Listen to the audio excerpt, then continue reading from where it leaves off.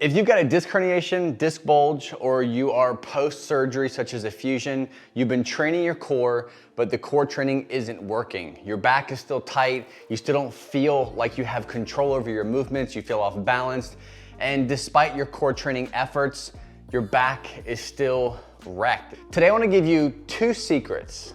Yes, they are secrets, because I never hear anybody talking about them, so they're either withholding them from you, or they're my secrets, but I'm gonna share them with you today. 2 powerful, actionable things that you can do with your core exercise routine right now that will change your life. Now, as always, we're gonna dive deep into core training. If you want to come back to this and revisit it, I encourage you to do that. If you want something that's more kind of tangible, you can put in your hand and read and go over some stuff. I wanna point you towards my free core blueprint. I break down what I'm talking about today in more detail, giving you specific exercises that you can start with, exercises that you wanna stay away from, especially if you have a disc herniation, disc bulge, any kind of disc injury, or you're just trying to navigate life post-fusion. You can grab that at fitnessforbackpain.com/core blueprint. The first problem I see with people who are training core is they don't start slow. People say, I need to train my core. So they go do a bunch of front planks, they do a bunch of hanging leg raises, and they go from 0 to 60. And they just kind of do the movement. They do the exercise thinking that if I just do the exercise, then my core will be stronger and my pain will vanish. The truth is, that's not how it works. One of the most powerful things that I always give clients when it comes to core training is to start super simple and super small. There's a reason for this. Why I want you to start really small, really simple, and basic is so that your brain and body can make the connection, right? It's not just mechanical. It's not just about strength. Your mind has to say, okay, we do have a strong core. I can engage my trunk. I can support my low back so that my low back is not becoming my core. So the purpose, and I'm gonna show you some examples of what I mean by this here in a second, but the purpose of you starting even like on a very elementary level is for you to mentally make the connection of, okay, this is what I'm doing, this is what's happening when I try to do these core exercises, which makes sense why my low back is always tight after I exercise, or after I train legs, or after I train core. There's a reason. And if you put to work this one strategy, it's gonna change the way you experience core training and back pain. So before I go to point 2, let me actually show you exactly what I'm talking about.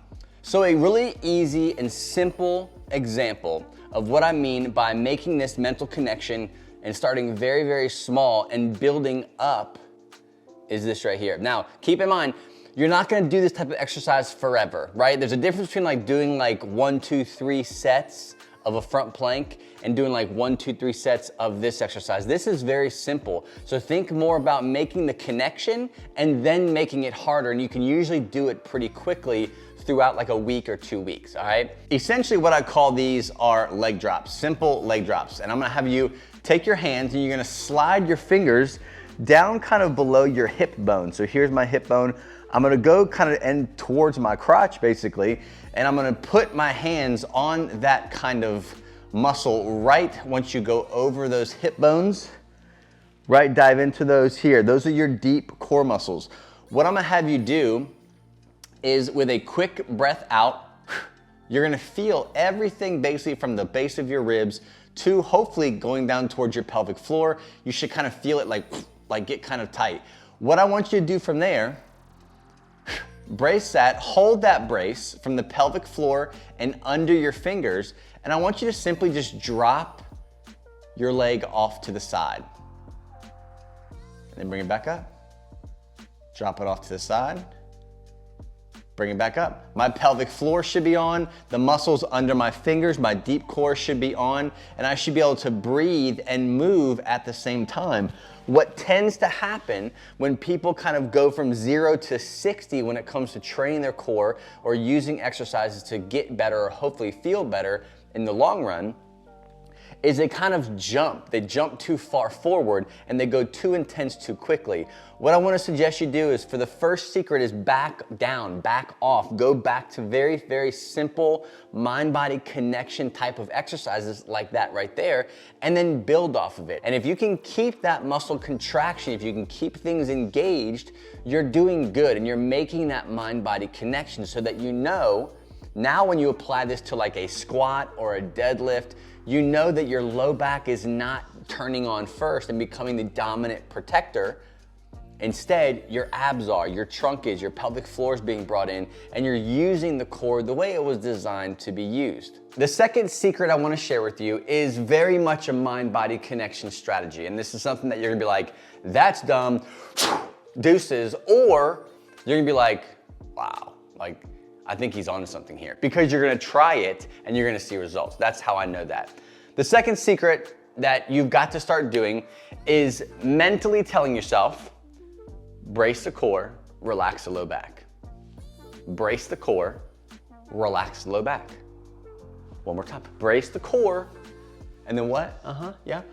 Relax the low back. What happens when it comes to chronic back pain or post-surgery kind of downfalls when it comes to the mental stuff is our low back wants to protect itself. Talk about it all the time. The protection mechanism, it wants to protect itself. So what happens is when you go to do something, like grab something or do an exercise or whatever you're doing, in this case, we're talking about core training, is our low back becomes our core. Our low back stiffens and tightens to protect itself because naturally that's what you've been doing due to disc herniation, disc bulge, or fusion, right? It makes sense, like your brain wants to protect itself.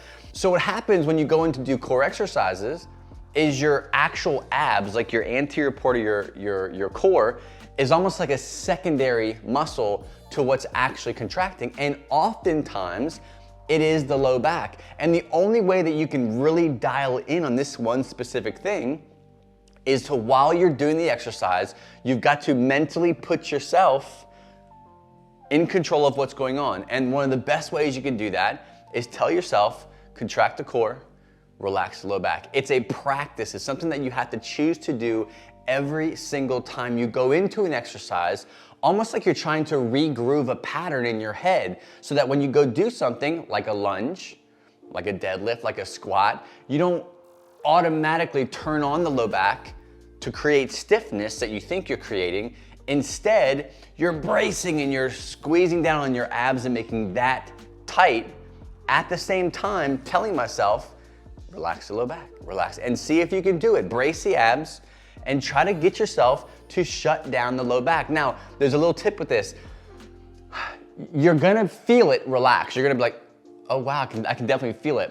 Keep in mind that when you go start moving, your back's gonna automatically contract. It's gonna do what it was designed by God to do, and that supports you. So you're not gonna completely make it numb and just kill it and it's not gonna do anything. No, it's gonna contract, but what we're doing is keeping it from over contracting. So let me give you a quick example of that mind-body connection strategy, or the secret number 2. You can use this secret strategy, whatever you want to call it, with any exercise. I'm gonna give you an example with the pay-lift press. So essentially what people tend to do is they get in a position, they go weight bearing, and they start going out, but what they do is they almost extend, like they're trying to protect their low back and keep themselves nice and tight. So they'll extend and squeeze everything in their back. So their abs, yeah, they might be engaged a little bit, but they're not really the dominant protectors. We want them to be the dominant protector. Best way of doing that, use your fingers, push in, get yourself set, ribs are down, pelvis is in a good neutral position. Basically from my pelvic floor to the base of my ribs are like a barrel. From there, I'll take, in this case, my cable here, and all I'm gonna do is brace, push myself here, and at the same time, I'm mentally trying to get my lower back to relax. So as I'm coming out, I'm squeezing those abs, squeezing, brace, brace, brace, brace, but at the same time, mentally, trying to get myself to shut my low back down. You might take a little bit of your focus and attention off of how much weight you're doing or how many sets you're doing, so you can focus on, okay, abs are hard, locked in, and I'm gonna slowly go out to see if I can maintain my abs being the dominant protector and not my low back. It's shifting, like I come out here, I get 3 reps in, and now I'm just kind of like going through the motions, and now for some reason, my low back has taken over.